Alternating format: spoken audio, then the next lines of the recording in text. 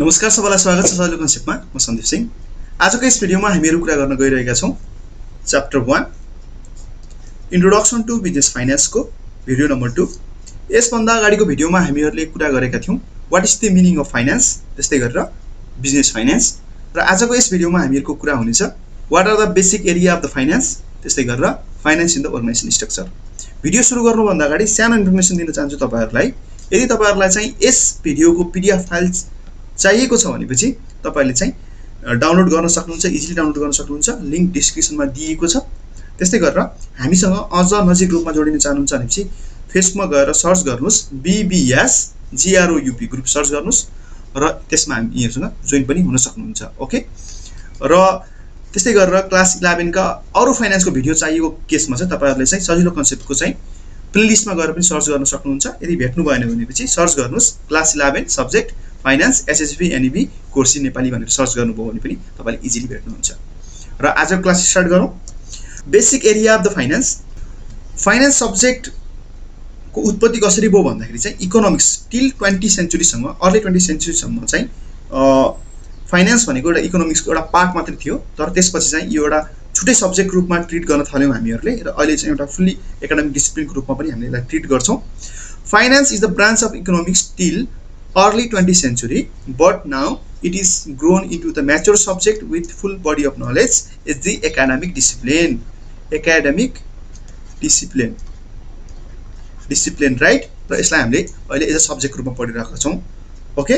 र हेरौं भनेपछि यो इकोनोमिक्स हो भनेपछि इकोनोमिक्सबाट एउटा बल बाहिर निस्केर जान्छ र यो हामीको के भयो फाइनान्स भयो र फाइनान्स भयो।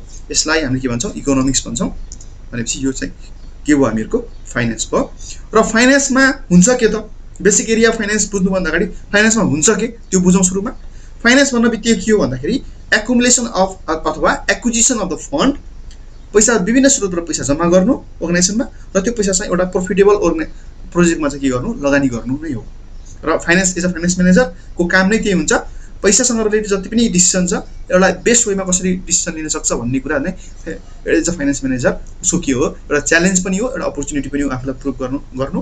र फाइनान्स भन्ने बित्तिकै हामीले के भन्न सक्छौं the essence of the subject is the acquisition, पैसा एक्युमुलेट गर्ने र utilize the finance resources in the most effective manner, यसलाई चाहिँ बेस्ट वेमा कसरी युज गर्न सकिन्छ भन्नु नै हो। त्यसपछि as a finance manager deal with the management of the money and claim against money in every field. जुनसुकै फिल्डमा पनि पैसा आएको छ भनेपछि फाइनान्स म्यानेजरले के गर्नुपर्ने हुन्छ डिल गर्नुपर्ने हुन्छ।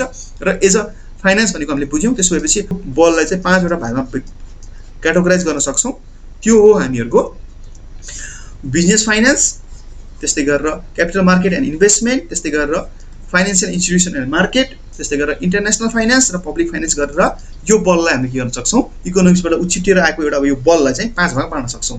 के रहेछ कर्पोरेट फाइनान्स जसलाई हामीले बिजनेस फाइनान्स पनि भन्न सक्छौं। त्यसै क्यापिटल मार्केट र इन्भेस्टमेन्टको कुरा छ, स्टक मार्केटको कुरा छ, त्यो भयो।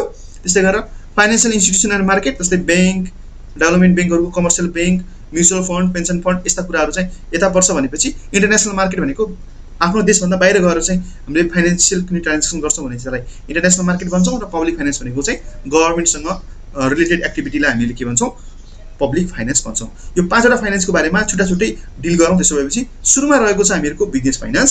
बिजनेस फाइनान्सलाई हामीले के पनि भन्न सक्छौं कर्पोरेट फाइनान्स पनि भन्न सक्छौं। त्यसो भएपछि अघि भनेकै डेफिनेसन, ओके अघि भनेकै definition acquisition the resources, acquisition the financial resources and utilize the financial resources. Acquisition of financial resources सुरुमा अर्गनाइजेसनमा पैसा एक्युमुलेट गर्ने, कलेक्सन गर्ने र त्यसलाई चाहिँ के गर्ने युटिलाइज गर्ने नै हो एउटा इन्डिभिजुअलको लागि। अब बिजनेसको लागि चाहिँ बिजनेसकै साइडबाट हेर्नु पर्यो। त्यसो भएपछि कर्पोरेट फाइनान्स भनेको के रहेछ area of finance which is concern with the acquisition and utilization of financial resources for the business firm. Business फर्मको लागि चाहिने पैसा एक्युमुलेट गर्ने र त्यसलाई चाहिँ चाहिने ठाउँमा चाहिँ लगानी गर्नु नै के हो बिजनेस फाइनान्स हो अथवा कर्पोरेट फाइनान्स भन्न सक्छौं। हामीले दुईटा कुरामा फोकस गर्नुपर्ने हुन्छ। As a individual organization finance म्यानेजरको रोल के हुन्छ भन्दाखेरि चाहिँ पैसा त ल्याउने, पैसा ल्याउँदाखेरि कुन सोर्सबाट पैसा ल्याउनु पर्यो भन्दाखेरि सबैभन्दा सस्तो सोर्सबाट पैसा ल्याउनु पर्ने हुन्छ। ओके सस्तो सोर्सबाट पैसा ल्याउनु पर्ने हुन्छ। त्यसको लागि हामीसँग बेसिकली दुईटा अप्सन छ, एउटा लोन र अर्को इक्विटीको साइडबाट हामी पैसा ल्याउन सक्छौं। यो कुरा हामी पछिको क्लासमा चाहिँ डिस्कसन गर्ने छौं। त्यस्तै गरेर अर्को कुरा भनेको चाहिँ आइसकेको पैसालाई चाहिँ यस्तो प्रोजेक्टमा लगानी गर्नु पर्यो जहाँ चाहिँ हामीलाई के हुन्छ सबैभन्दा बढी रिटर्न हुन्छ। त्यसै दुईटा प्रब्लम देखिन्छ। दुईटा प्रब्लमलाई चाहिँ हामीले एक्सेप्ट गर्नुपर्ने हुन्छ। एउटा प्रब्लम भनेको के भन्दाखेरि acquire the fund at cheapest rate, सबैभन्दा सस्तो पैसामा पैसा एक्युमुलेट गर्नु भनेको हामीलाई एउटा च्यालेन्जिङ कुरा हो। त्यस्तै गरेर त्यो आएको पैसालाई चाहिँ सबैभन्दा बढी रिटर्न दिने प्रोजेक्टमा लगाउनु भन्ने पनि हामीलाई एउटा च्यालेन्जिङ कुरा छ। यो दुईटा कुरामा चाहिँ फोकस गर्नुपर्छ है त। Acquire the fund at the cheapest rate and employ this fund to earn at the highest return, दुईटा कुरामा फोकस गर्नु पर्यो। त्यसो भएपछि एज अ फाइनेन्स म्यानेजरले आफूले जानेको फाइनेन्स पढ्दाखेरि जानेको कुराहरू चाहिँ उसले के गर्नु पर्यो, as a principle, as a tool, as a for टेक्निकहरू चाहिँ के गर्नु पर्यो, युज गर्नु पर्यो, so that they can forecast the कुन सोर्सबाट चाहिँ पैसा सबैभन्दा सस्तोमा आउँछ र कुनमा लगानी गर्दाखेरि चाहिँ हामीलाई सबैभन्दा बढी रिटर्न हुन्छ भन्ने कुराको चाहिँ हामीले चाहिँ फाइनेन्सियल टुल युज गर्न सक्छौँ, जसमा चाहिँ क्यापिटल बजेटिङ, इन्भेस्टमेन्ट डिसिजनको रूपमा लिन सक्छौँ हामीहरूले। त्यस्तै गरेर क्यापिटल स्ट्रक्चर छ, त्यसै गरेर टाइम भ्यालु अफ मनी र रिस्क एन्ड रिटर्न जस्ता टुलहरूलाई चाहिँ हामीहरूले मजाले युज गर्नुपर्ने हुन्छ, जुन हामीहरूले क्लास 11मा पनि सिक्नेछौँ पछिका लेसनहरूमा। ओके, त्यसो भनेपछि इन सर्ट हामीले के भन्न सक्छौँ भन्दाखेरि corporate finance study the financial problem of the individual firm, जुन रहेको छ हामीहरूको seek the least cost of fund and profitable business activity for the firm भन्नाले जुन सोर्सबाट पैसा सबैभन्दा सस्तोमा ल्याउन सकिन्छ त्यस्तो खालको सोर्सहरू हामीले सिक गर्छौँ र जुन प्रोजेक्टबाट हामीलाई सबैभन्दा बढी फाइदा भइरहेको छ त्यस्तो खालको प्रोजेक्टमा हामी के गर्छौँ, लगानी गर्ने। यो दुईटा कुरामा चाहिँ फोकस रहन्छ हामीहरूको कर्पोरेट फाइनेन्स अथवा बिजनेस फाइनेन्स। त्यसै गरेर 2 नम्बरमा जाउँ हामीहरू। 2 नम्बरमा रहेको छ हामीहरूको क्यापिटल मार्केट र इन्भेस्टमेन्ट। अब फाइनेन्सको अर्को क्याटेगोरीमा हाम्रो पर्छ क्यापिटल मार्केट र इन्भेस्टमेन्ट पर्छ।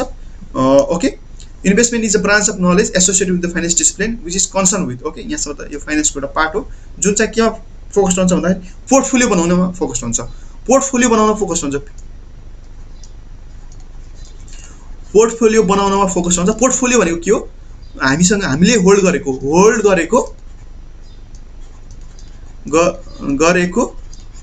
सेक्युरिटिज, आफूले एउटा एज अ इन्भेस्टरले होल्ड गरेको सेक्युरिटिज हो। 2 वा 2 भन्दा बढी हामी सेक्युरिटिज होल्ड गर्छौँ भनेपछि त्यसलाई भन्छ हामीहरूको पोर्टफोलियो भन्छ। र पोर्टफोलियो होल्ड गर्नमा इन्डिभिजुअल पनि हुनसक्छ, जस्तै तपाईँ हामी इन्डिभिजुअल इन्भेस्टर हो भनेपछि इन्स्टिट्युसनल इन्भेस्टर पनि हुनसक्छ, जस्तै ब्याङ्क, म्युचुअल फन्ड होइन, इन्सुरेन्स कम्पनीहरू, यिनीहरू चाहिँ के भन्दाखेरि इन्स्टिट्युसनल इन्भेस्टरहरू हो।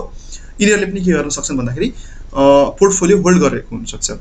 अब यो ट्रेडिङ हुने ठाउँ भनेको चाहिँ नेपालको के छ भने नेप्सीमा ट्रेडिङ हुन्छ। पछिको लेसनमा हामीहरूले पढ्नेछौँ नेप्सीमा चाहिँ यो कुराको कारोबार हुन्छ। भनिसकेपछि पोर्टफोलियो हामीहरूले होल्ड गर्नुपर्ने हुन्छ। सुरुमा त हामीले एउटा राम्रो खालको पोर्टफोलियो बनाउनु पर्यो होइन। त्यस्तै गरेर इन्भेस्टमेन्टमा हामीले पढ्ने भनेको 3टा कुरामा फोकस गर्नुपर्ने हुन्छ। सुरुमा त डिफ्रेन्ट खालका सेक्युरिटीको बारेमा थाहा हुनु पर्यो। हुनसक्ला तपाईँको ऋणपत्र जसलाई हामीले बोन्ड भन्न सक्छौँ, बोन्ड हुनसक्ला, सेयरहरू हुनसक्ला। ओके, अहिले चाहिँ 2टा कुरा बुझ्नुहोस्, एउटा बोन्ड र सेयर अथवा कमन स्टक भनेर भन्छौँ हामीहरूलाई, प्रिफर्ड स्टक, कमन स्टक, यिनीहरू चाहिँ तपाईँ विभिन्न खालका सेक्युरिटिजहरूको बारेमा हामीले बुझ्न जरुरी छ। त्यस्तै गरेर method of analysing the return and the risk of the securities, र यो सेक्युरिटिजमा यो पोर्टफोलियोमा कस्तो खालको रिटर्न छ, कस्तो खालको रिस्क छ भन्ने कुरा बुझ्नुपर्ने हुन्छ। जस्तै बोन्डमा रिस्क छैन, यसमा हामीले के पाउँछौँ, सिधै इन्ट्रेस्ट पाउँछौँ, र सेयरमा हामीले के पाउँछौँ, डिभिडेन्ड पाउँछौँ, लाभांश पाउँछौँ। हामीहरूले यो कुरा बुझ्नु जरुरी छ। र कसरी चाहिँ हामीहरूले चाहिँ यो सेक्युरिटिजमा लगानी गरेको सेक्युरिटिजको चाहिँ रिटर्नलाई चाहिँ रिस्कलाई चाहिँ म्याक्सिमाइज होइन मिनिमाइज गर्न सक्छौँ, कसरी चाहिँ हामीहरूले रिस्कलाई चाहिँ मिनिमाइज गर्न सक्छौँ र कसरी चाहिँ रिटर्नलाई चाहिँ हामीले म्याक्सिमाइज गर्न सक्छौँ भन्ने कुरामा फोकस रहन्छ। मिनिमाइज कसरी गर्न सक्छौँ, पोर्टफोलियो बनाउनुहोस् विभिन्न खालको, एउटा चाहिँ ब्याङ्कको, एउटा ट्रेडिङको, एउटा म्यानुफ्याक्चरिङको, एउटा विभिन्न खालका सेक्युरिटिजहरू तपाईँले किन्नुभयो भने चाहिँ पोर्टफोलियो बनाउनु भनेपछि तपाईँको के हुन्छ, रिस्क मिनिमम भइहाल्छ, आफै अटोमेटिकली रिस्क मिनिमम भइहाल्छ र तपाईँको रिटर्न के भइहाल्छ, म्याक्सिमम भइहाल्छ। यो कुरामा चाहिँ हामीले फोकस हुनुपर्छ। विभिन्न खालका सेक्युरिटिज बाई पनि गर्नुपर्ने हुन्छ, समयपछि कुन समयमा हामीले बेच्नु पनि पर्ने हुनसक्छ, र यो कुराहरू हामीले क्यापिटल मार्केट अन्तर्गत चाहिँ कुनै सेक्युरिटीलाई बाई गर्ने, कुनै सेक्युरिटीलाई सेल गर्ने। Okay, study the method of buying and selling securities where they can be sold is capital market. Capital मार्केटमा हामीले यिनीहरूलाई चाहिँ बाहिर सेल पनि गर्नुपर्ने हुन्छ, इज फर द निड। त्यस्तै गरेर थर्ड छ हामीहरूको financial institution and market. Financial institution and मार्केटमा के हुन्छ भन्दाखेरि फाइनेन्सियल इन्स्टिट्युसन एन्ड मार्केट अथवा यसलाई हामीले एफआइएम पनि भन्न सक्छौँ। के भन्न सक्छौँ, एफआइएम पनि भन्न सक्छौँ। अब एफआइएम भनेपछि बुझ्नु होला, financial institution and market. Financial institution and market भनेको यो इन्स्टिट्युसनले के गर्छ भन्दाखेरि चाहिँ जसलाई चाहिँ पैसा बढी भइरहेको छ, जसले सेभ गर्न खोजिरहेको छ, उसले के गर्छ, फाइनेन्सियल इन्स्टिट्युसनमा आएर के गर्छ, पैसा सेभ गर्छ, र जसलाई पैसा चाहिएको छ उसले के गर्छ, त्यो फाइनेन्सियल इन्स्टिट्युसनबाट के गर्छ, पैसा लिन्छ। भन्नाले सेभर ग्रुप र युजर ग्रुपहरूलाई चाहिँ मिलाउने काम कसले गर्छ भन्दाखेरि चाहिँ फाइनेन्शियल इन्स्टिट्युसन र मार्केटले गर्छ। It is the process of transfer of fund from saver to the user. Okay, saver to the युजरको पैसालाई चाहिँ सेभरबाट पैसा लिएर युजरलाई के गर्ने दिने काम गर्छ एफआइएममा। यसलाई हेरौँ, सेभरले के गर्छ पैसा फाइनेन्शियल इन्स्टिट्युसनमा राख्छ र युजरले के गर्छ यो पैसा यहाँबाट लिन्छ। अब सेभरले यहाँ राखेपछि के पाउँछ इन्ट्रेस्ट पाउँछ। सपोज 10% इन्ट्रेस्ट पाइरहेको छ भनेपछि उसले दिँदाखेरि कतिमा लगाइदिन्छ 15मा लगाइदिन्छ, 15%मा लगाइदिन्छ भनेपछि फाइनेन्शियल इन्स्टिट्युसनले 15%मा युजरलाई दिन्छ, यसलाई लोन दिन्छ। ओके, लोन दिन्छ यसलाई, यसले के गर्छ सेभरले के गर्छ डिपोजिट गर्छ फाइनेन्शियल इन्स्टिट्युसनमा 10%मा, उसले के गर्छ 15% लोन दिन्छ र 5% यसको लागि के हो प्रॉफिट पनि हुन्छ। भनेपछि फाइनेन्शियल इन्स्टिट्युसनले के गर्छ जहिले पनि भन्दाखेरि सेभर ग्रुपबाट पैसा डिपोजिट गर्छ र त्यसलाई के गर्छ युजरलाई चाहिँ दिन्छ। जस्तै सेभर ग्रुपमा हामीहरूले 1 लाख रुपियाँ जम्मा गरेका छन्, एउटा मान्छेले 1 लाख गरेको छ, यस्तो 1 लाख जम्मा गर्ने मान्छे 10,000 यहाँ कति हुन्छ 10 लाख रुपियाँ जम्मा हुन्छ। यो 10 लाख रुपियाँ एउटा कुनै सर्टेन बिजनेसम्यानलाई चाहियो भनेपछि 10 लाख दिएर कति पर्सेन्टमा दिन्छ 15% दिएर चाहिँ यसरी चाहिँ दुईटैको चाहिँ निड सेटिस्फाई गरिदिरहेको हुन्छ र बिचमा आफूले केही प्रॉफिट पनि बनाइरहेको हुन्छ। यही कुरा मैले लेखिदिएको छु। जस्तै एफआइएम भन्ने बित्तिकै तपाईँलाई कन्फ्युजन हुनसक्छ फाइनेन्शियल इन्स्टिट्युसन के होला नि त भन्दाखेरि bank, insurance company, mutual fund, pension फन्डहरू के हुनु भन्दाखेरि हाम्रो इकोनोमी एक्जिस्ट गरिएका फाइनेन्शियल इन्स्टिट्युसनहरू हुन्। बैंक भन्ने बित्तिकै development bank, commercial bank, financial institution सबै पर्छ है, यो पनि बुझ्नु होला। र यसमा काम कसरी हुन्छ त भन्दाखेरि चाहिँ financial institution collect money from the saver and allocate to the user. मैले अघि भनिसकेँ सेभर ग्रुपबाट के गर्छ पैसा डिपोजिट लिन्छ र युजरलाई दिने काम गर्छ। जसले गर्दाखेरि फाइनेन्सिङ निड्स के हुन्छ सेटिस्फाई हुन्छ। अब सेभ गर्नेले सेभ गर्न पायो, युज गर्नेले युज पनि गर्न पायो हैन। र फाइनेन्शियल इन्स्टिट्युसनले जहिले पनि के गरिरहेको हुन्छ भन्दाखेरि इकोनोमी एउटा बुस्ट गर्ने काम गरिरहेको हुन्छ, किनभने चाहिँ सेभरहरूले पनि त पैसा डिपोजिट गर्दाखेरि केही न केही प्रॉफिट उनीहरूलाई पनि भएको छ र निडी पर्सनहरूलाई चाहिँ ठुलो एमाउन्टमा चाहिँ के भइरहेको छ भन्दाखेरि पैसा पनि पाइरहेको छ नि त। यहाँ जम्मा गर्ने मान्छेले 1 लाख जम्मा गरिरहेको छ, यहाँ 1 करोड पनि जम्मा हुनसक्छ। यो 1 करोड चाहिँ उसले ड्याङ्गा लगाएर एउटा ठुलो प्रोजेक्टमा लगाउन सक्छ, जसले गर्दाखेरि इकोनोमिक एक्टिभिटीहरू पनि के हुन्छ एकदम स्मुथली अगाडि बढेको देखिन्छ। Without this institution fund would not be readily available required for the business transaction, र बिजनेस ट्रान्जेक्सनलाई चाहिने पैसाहरू चाहिँ रेडिली एभाइलेबल हुन्थेन यदि फाइनेन्शियल इन्स्टिट्युसनहरू हुन्थेन भनेपछि। र एउटा मार्केट क्रिएट हुन्छ, यसले गर्दाखेरि एउटा मार्केट क्रिएट हुन्छ। यो पनि एउटा फाइनेन्सको के हो one of the most important पार्टको रूपमा हामीले लिन सक्छौँ। ओके, र फाइनली भन्न सक्छौँ financial institution study how the participant are organize and perform their function. र फाइनेन्शियल इन्स्टिट्युसन मार्केटमा चाहिँ यो एक्टिभिटी कसरी भइरहेको छ, कसरी चाहिँ अझ अट्र्याक्ट गर्न सकिन्छ मोर एन्ड मोर सेभर र युजरहरूलाई चाहिँ भन्ने कुराको पनि स्टडी हामीले as a area of finance अन्तर्गत फाइनेन्शियल इन्स्टिट्युसन मार्केटमा पढ्ने गर्छौँ। त्यसै फोर्थ एरिया हेरौँ। फोर्थ एरिया चाहिँ हामीहरूको इन्टरनेसनल फाइनेन्स। इन्टरनेसनल फाइनेन्स भन्ने बित्तिकै हामीले के बुझ्छौँ भन्दाखेरि ड्यू टु ग्लोबलाइजेसन र लिबरलाइजेसनले गर्दाखेरि चाहिँ अब कुनै पनि ट्रान्जेक्सन एउटा देशभित्रको बोर्डरमा सीमित नभएर देशभन्दा बाहिर पनि गइरहेको हुन्छ र अभियसली फाइनेन्स पनि जाने भयो, देशभन्दा बाहिर पनि जाने भयो। र एउटा फिचर्स फाइनेन्सको यो छ भन्दाखेरि इन्टरनेसनल क्यारेक्टरिस्टिक के छ भन्दाखेरि इन्टरनेसनल फाइनेन्सको रूपमा हामीले लिन सक्छौँ। यहाँ मैले एउटा इक्जाम्पल दिएको छु तपाईँहरूलाई चाहिँ doing business at the international level. एउटा नेपाली मान्छेले बिजनेस जस्तै बिजनेस चौधरीहरू बिलियनरहरू जुन छन् उनीहरूले चाहिँ इन्टरनेसनल लेभलमा मार्केट गरिरहेको छन् भन्दाखेरि डुइङ इन्टरनेसनल लेभल है नेपाल देश छ, यो नेपालले चाहिँ इन्टरनेसनल लेभलमा के गर्दैछ बिजनेस गर्दाखेरि चाहिँ त्यहाँ दुईवटा कुरा इन्टरनेसनल लेभलमा काम गर्दाखेरि दुईवटा कुराको हामीले ध्यान दिनुपर्छ। एउटा अपर्च्युनिटी र रिस्क फ्याक्टर छ। अपर्च्युनिटी छ किनभने देशभन्दा बाहिर गर्दा त्यहाँ कस्टमरहरूलाई सेल गर्न, अथवा त्यहाँ चाहिँ अपर्च्युनिटी छ किनभने त्यहाँ मार्केट छ, जहाँ मार्केट छ त्यहाँ अपर्च्युनिटी छ, जहाँ अपर्च्युनिटी छ त्यहाँ के पनि हुन्छ रिस्क पनि हुन्छ। सपोज हामीले 3टा देशसँग कारोबार गरिरहेको छौँ। यो सुरुको युकेसँग कारोबार गरिरहेको छौँ, त्यस्तै गरेर इन्डिया र युएसएसँग कारोबार गरिरहेको छौँ है। 3टा नेचरको कारोबार देखाइरहेको छु मैले। अब हामीहरूको सेयरसँग कारोबार हामीहरूको लन्डन स्टक एक्सचेन्जमा हामीहरूले के गरिरहेको छौँ भन्दाखेरि सेलिङ द बोन्ड ऋणपत्र हामीले बेचिरहेको छौँ। यो पनि गर्न सक्ने सम्भावना छ। त्यस्तै गरेर तर यो गर्दाखेरि चाहिँ यहाँ अपर्च्युनिटी हामीलाई के भयो भन्दाखेरि युकेसँग हामीहरूले के गर्यौँ सेयर मार्केटको कारोबार गऱ्यौँ, हाम्रो लागि के अपर्च्युनिटी हो। तर त्यहाँ इन्ट्रेस्ट रेट के हुनसक्छ फ्लक्चुएट हुनसक्छ नि त। त्यो हामीलाई के हो भन्दाखेरि रिस्कको फ्याक्टर पनि छ। यो रिस्कलाई पनि हामीले इग्नोर गर्न मिल्दैन। त्यसै इन्डियासँग हामीले र मेटेरियल इम्पोर्ट गऱ्यौँ होइन, इम्पोर्ट गऱ्यौँ 100 रुपियाँमा इम्पोर्ट गऱ्यौँ। ड्यू टु इन्फ्लेसन यो कति हुनसक्छ 150 पनि हुनसक्छ नि त। र मेटेरियल इम्पोर्ट गर्नु के हो आफैमा अपर्च्युनिटीको कुरा हो, किनभने सो द्याट हामीले चाहिँ यहाँ सामानहरू म्यानुफ्याक्चरिङ गर्न सक्छौँ। तर इन्फ्लेसनले गर्दाखेरि प्राइस चेन्ज हुँदाखेरि चाहिँ हामीलाई चाहिँ के लस पनि हुनसक्छ। इम्पोर्ट र मेटेरियल इज अपर्च्युनिटी, तर इन्फ्लेसन त्यहाँ हुनु भनेको के हो हामीलाई फेरि रिस्कको कुरा हो। त्यसै गरेर युएसएमा हामीले फिनिस गुड र मेटेरियल ल्याएर हामी फिनिस गुड युएसएमा पठायौँ, यो हाम्रो लागि अपर्च्युनिटी हो। तर डलरको भ्यालुएसन एक्सचेन्ज रेट के हुन्छ त फ्लक्चुएट हुनसक्छ, त्यो हामीलाई के हुन्छ फेरि रिस्कको कुरा हुन्छ। जहाँ अपर्च्युनिटी छ त्यहाँ रिस्क छ। तर एज अ इन्टरनेसनल फाइनेन्समा हामीहरूले चाहिँ आफ्नो देशभन्दा बाहिर गएर चाहिँ कि मार्केटमा गएर के गर्न सक्छौँ ट्रेडिङ गर्न सक्छौँ जहाँ अपर्च्युनिटी पनि छ रिस्क पनि छ। एउटा इक्जाम्पलबाट दिने कोसिस गरेको थिएँ, पक्कै बुझ्नु होला भन्ने आशा लिएको छु। र यो कुराहरू मैले लेखाइदिएको छु। तपाईहरुले चाहिँ अब बेसिकली चाहिँ इन्टरनेसनल लेभलमा काम गर्दाखेरि चाहिँ हामीहरूले चाहिँ प्रोएक्टिभ मेजरहरू युज गर्नुपर्छ र लसलाई मिनिमाइज गर्ने, भोलिका दिनमा नदेखिने खालका रिस्कहरूलाई पनि मिनिमाइज गर्ने प्रिकसनहरू अपनाएर चाहिँ काम गऱ्यौँ भनेपछि अभियसली पनि हामी सक्सेस हुन सक्छौँ, यो चाहिँ इन्टरनेसनल लेभलमा पनि। ओके, इन्टरनेसनल फाइनेन्समा चाहिँ हामीले चाहिँ फन्ड फ्लो हेर्छौँ। इन्डिभिजुअल अर्गनाइजेसनले एक्रस द नेसनल बोर्डरमा चाहिँ कसरी चाहिँ फन्ड फ्लो भइरहेको छ, एउटा कुरा भयो। फन्ड फ्लो हेर्छौँ, के हेर्छौँ? फन्ड फ्लो हेर्छौँ।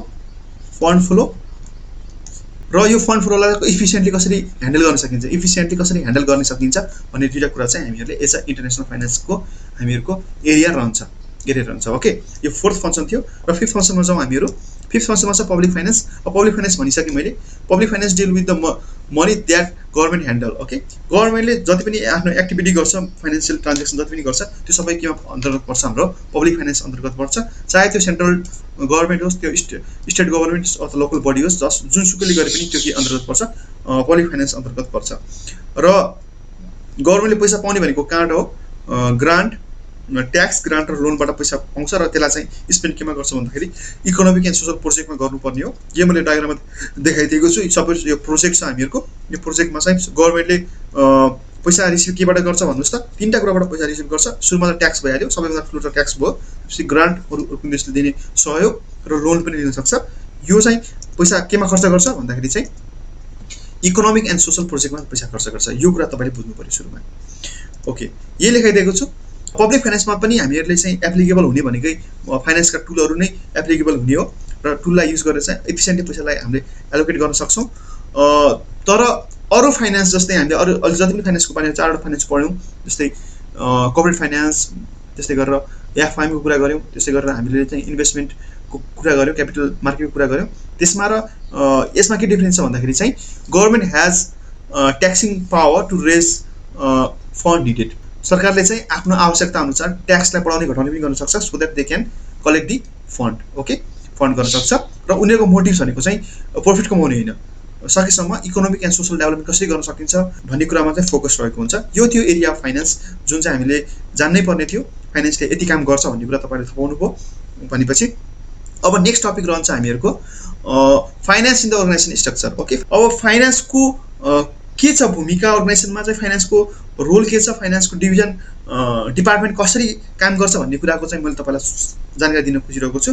अब फाइनेन्सको डिपार्टमेन्ट कसरी काम गर्छ अथवा फाइनेन्सको डिपार्टमेन्ट कस्तो हुन्छ अर्गनाइजेसनमा भन्ने कुराको चाहिँ म्याटर केमा गर्छ भन्दाखेरि अर्गनाइजेसन कत्रो छ, सानो अर्गनाइजेसन हो, मिडियम साइज अर्गनाइजेसन हो, ठुलो अर्गनाइजेसन हो। अब सानो अर्गनाइजेसनमा चाहिँ के गर्छ भन्दाखेरि चाहिँ सबै कामहरू एउटै मान्छेले गरिरहेको हुन्छ, त्यसैले खासै त्यति धेरै त्यहाँ चाहिँ छुट्टिएको हुन्न। तर अर्गनाइजेसन साइज जति ठुलो भयो त्यति नै फाइनेन्सको रोल पनि के हुन्छ, त्यसरी डाइभर्सिफाई हामीले भिजिबल हाम्रो आँखाले देख्न सक्छौँ। ओके, त्यही छ। सानो अर्गनाइजेसनमा चाहिँ एउटै मान्छेले चाहिँ फाइनेन्सको काम पनि गरिरहेको हुन्छ, एचआरको काम पनि गरिरहेको हुन्छ, एकाउन्टको काम पनि गरिरहेको हुन्छ, सबै काम गरिरहेको हुन्छ। तर एज अ अर्गनाइजेसन ठुलो हुँदै जान्छ, त्यस्तो अवस्थामा चाहिँ हामीहरूको चाहिँ फाइनेन्सको रोल भिजिबल देखिन्छ। र जहाँ चाहिँ मान्छे टपमा हुन्छ, सिइओ हुन्छ, चिफ एक्जिक्युटिभ अफिसर हुन्छ। सिइओ भनेको सबैभन्दा माथि के हुन्छ, चिफ एक्जिक्युटिभ अफिसर हुन्छ। र चिफ एक्जिक्युटिभ अफिसरको तल के हुन्छ भन्दाखेरि सिएफओ हुन्छ। सिएफओ भनेको चाहिँ फाइनेन्सको हेड हो भन्ने बुझ्नु पऱ्यो है। सिएफओ भनेको चिफ फाइनेन्स अफिसर भनेको चाहिँ फाइनेन्सको सबैभन्दा ठुलो मान्छे, सबैभन्दा ठुलो म्यानेजर भन्ने बुझ्नु पऱ्यो तपाईँहरूले। पोलिसी मेकिङ काममा चाहिँ फोकस हुन्छन् उनीहरू। Day to day operation and carry out the policy establishment by the board. बोर्डले दिएको, बोर्ड अफ डिरेक्टरले दिएको, लगानीकर्ताहरूले दिएको निर्देशन उनीहरूले पालना गर्ने हो। त्यसमा चाहिँ विभिन्न खालको पोलिसीहरू बनाउँछ। सिइओले चाहिँ यो रिपोर्ट चाहिँ कसलाई गर्छ भने डाइरेक्टरलाई रिपोर्ट गर्नुपर्ने हुन्छ, बोर्ड मेम्बरलाई रिपोर्ट गर्नुपर्ने हुन्छ। सिएफओले कसलाई रिपोर्टिङ गर्छ, सिइओलाई रिपोर्टिङ गर्छ। सिएफओ र सिइओमा कन्फ्युज नहुनु, सिइओ भनेको चाहिँ कम्पनीको हेड हो, सिएफओ भनेको चाहिँ फाइनेन्स डिपार्टमेन्टको हेड हो भन्ने बुझ्नु पऱ्यो। र सिएफओलाई कसले रिपोर्टिङ गर्छन्, ट्रेजर र कन्ट्रोलरले। ट्रेजर र कन्ट्रोलर हुन्छन्, उनीहरूले चाहिँ सिएफओलाई रिपोर्टिङ गर्छ। सिएफओले सिइओलाई, सिइओले कसलाई, बोर्डलाई रिपोर्टिङ गर्छ। हेर्नुहोस् त कति लामो चेन छ। अब यहाँ ट्रेजर छ र अर्को छ कन्ट्रोलर छ। ट्रेजर भन्न बित्तिकै के बुझ्नु पऱ्यो, चिफ फाइनेन्स म्यानेजर भन्ने बुझ्नु पऱ्यो, फाइनेन्स म्यानेजर भन्ने बुझ्नु पऱ्यो। ट्रेजरलाई हामीले के बुझ्छौँ, फाइनेन्स म्यानेजर बुझ्छौँ। कन्ट्रोलरलाई हामीले के बुझ्छौँ, एकाउन्ट म्यानेजर भनेर बुझ्छौँ। ओके, अब तपाईँ नझुकिनुहोस्। चिफ फाइनेन्स अफिसरको तल, सिएफओको तल दुईजना मान्छे छ, एउटा चिफ फाइनेन्स म्यानेजर, अर्को चिफ एकाउन्ट म्यानेजर। कसको तल CFO को तल चिफ फाइनेन्स अफिसरको तल दुईजना छन् ट्रेजरर र कन्ट्रोलर ट्रेजरर भनेको चिफ फाइनेन्स म्यानेजर कन्ट्रोलर भनेको चिफ एकाउन्ट म्यानेजर भन्ने बुझ्नुपर्छ अब चिफ फाइनेन्स म्यानेजर भन्ने बित्तिकै के हो हेर्नुस् त के काम गर्छ चिफ फाइनेन्स म्यानेजरले फाइनेन्सियल एक्टिभिटीमा ह्यान्डल गर्ने उले यसमा सुरु गर्छ हामीहरुको financing planning and fund raising okay financial planning and fund रेजिङको कुरा होस् making capital expenditure decision making cash flow र credit activity managing pension fund and foreign exchange अब अर्गनाइजेसनको नेचर अर्गनाइजेसन कति ठुलो छ त्यो सबै डिपेन्ड गर्छ यो कुराहरु छ बेसिकली यति कुरा पर्छ फाइनेन्स म्यानेजरको अन्तरमा त्यस्तै गरेर कन्ट्रोलर अथवा एकाउन्ट म्यानेजरको अन्डरमा के पर्छ एकाउन्ट म्यानेजरको अन्डरमा पर्छ corporate accounting tax management financial accounting र कस्ट एकाउन्टिङ पर्छ भनेपछि यो एकाउन्ट म्यानेजरको बोसको हो चिफ फाइनान्स अफिसर हो भनेपछि एकाउन्ट म्यानेजरको अफिसर को CFO को अन्डरमा को हुन्छ एकाउन्ट म्यानेजर हुन्छ भनेपछि एकाउन्ट भन्दा पनि ठुलो को रहेछ त फाइनान्स रहेछ भन्ने कुरा बुझ्नु पर्यो है यहाँबाट अब यसलाई म डायग्राममा देखाइदिन्छु अलिकति पढ्दाखेरि कस्तो कस्तो भएको होला म डायग्राममा देखाइदिन्छु बोर्ड हुन्छ माथि सबैभन्दा माथि बोर्ड हुन्छ बोर्ड अफ डाइरेक्टर हुन्छ BOD बोर्ड भन्छौँ हामीले यसको तल प्रेसिडेन्ट अथवा नाम जे पनि हुन सक्छ प्रेसिडेन्ट पनि भन्छन् कुनैमा CEO हुन्छ CEO चिफ एक्जिक्युटिभ अफिसर हुन्छ ओके चिफ एक्जिक्युटिभ अफिसर हुन्छ भनिसकेपछि यसको तल को हुन्छ भाइस प्रेसिडेन्ट मार्केटिङको डिपार्टमेन्टको हेड फाइनान्स डिपार्टमेन्टको हेड अपरेसन डिपार्टमेन्टको हेड HR डिपार्टमेन्टको हेड होला भाइस प्रेसिडेन्ट फाइनान्सलाई हामीले के पनि भन्न सक्छौँ CFO पनि भन्न सक्छौँ चिफ फाइनान्स अफिसर पनि भन्न सक्छौँ ओके चिफ फाइनान्स अफिसरको तल दुईजना हुन्छ ट्रेजरर र कन्ट्रोलर यो भनेको फाइनान्स म्यानेजर यो भनेको एकाउन्ट म्यानेजर अब ट्रेजरको तल कुन डिपार्टमेन्ट हुन्छ क्रेडिट म्यानेजर हुन सक्ला इन्भेन्ट्री म्यानेजर हुन सक्ला डाइरेक्टर अफ क्यापिटल बजेटिङ हुन सक्छ भने चाहिँ कन्ट्रोलरको तल को हुन सक्छ cost accounting manager financial accounting manager tax department manager tax department कन्ट्रोलरले हेर्ने गरेको हुन्छ यही थियो तपाईलाई डायग्राममा मैले देखाउने कोसिस गरेको थिएँ र आजको क्लास हामी यति नै गरौँ र कुनै खालको फिडब्याक छ भने तपाईले हामीलाई कमेन्टमा गएर फिडब्याक दिन सक्नुहुन्छ केही कुरा सुधार गर्नुपर्ने छ भने त्यो कुरामा पनि तपाईँ स्पेशली तपाईले चाहिँ भनिदिनु भयो भने चाहिँ हामीलाई सजिलो हुन्छ नेक्स्ट भिडियो हामीले त्यही अनुरूप बनाउन सक्नेछौँ र तपाईहरुले चाहिँ यस भिडियोको PDF फाइल डाउनलोड गर्न सक्नुहुन्छ लिंक डिस्क्रिप्सनमा दिएको छ त्यही अनुसार तपाईले हामीलाई सपोर्ट पनि गर्न सक्नुहुन्छ ई सेवा खल्दीको यो नम्बरमा गएर तपाई सपोर्ट गर्नुस् हामीहरुलाई अभियसली हामी खुसी हुनेछौँ हैन मोटिभेटेड हुनेछौँ नयाँ अझ धेरै भिडियो बनाउनको लागि यतिन्जेल भिडियो हेरेर साथ दिनुभयो त्यसको लागि धेरै धेरै धन्यवाद हाम्रो भेट अर्को भिडियोमा हुने नै छ तिन्जेल राम्रोसँग तयारी गर्नुस् थ्यांक यू